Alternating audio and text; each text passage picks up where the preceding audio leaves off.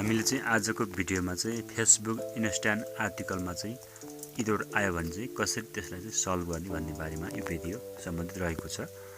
कृपया यो भिडियोलाई तपाईको माझमा चाहिँ राख्नुभन्दा पहिले चाहिँ हाम्रो च्यानललाई अझैसम्म पनि सब्स्क्राइब चाहिँ गर्नुभएको छैन भने सब्स्क्राइब गर्नुहोला। म चाहिँ अब तपाईलाई कसरी जुन फेसबुक इन्स्टान्ट आर्टिकलमा चाहिँ नेटिभ आर्टिकलमा चाहिँ देखाउँदैन त्यो बारेमा त्यो भिडियो देखाउन गएको छु। फेसबुक स्ट्याटसमा चाहिँ यहाँनिर यसरी हरियो कलरमा चाहिँ यो एउटा आइकन देखाएको छ।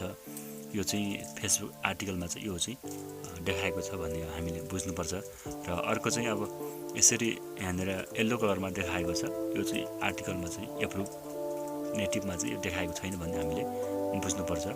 र म यहाँनिर यसरी क्लिक गर्छु। यसरी क्लिक गरिसकेपछि अब चाहिँ हामीले चाहिँ अब यसरी सरस्वती यसलाई हेरौँ। यसरी भिजुअलमा म क्लिक गर्छु। यहाँ गएर एकपटक यसलाई चाहिँ कपी गर्नुहोस्। यसरी यसलाई चाहिँ कपी गरेर यसलाई कपी गरेर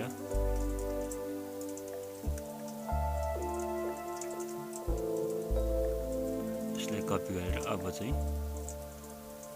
अब टेक्स्टमा गएर यसलाई पेस्ट गर्नुहोस्। अब तल आएर सरस्वती आएर अपडेट गर्नुहोस्। यस्तो गर्नुभयो भने तपाईको यो समस्या चाहिँ समाधान हुनेछ। यदि भएन भने चाहिँ कमेन्ट गर्नु होला, हामी तपाईलाई केही सपोर्ट चाहिँ गर्नेछौँ।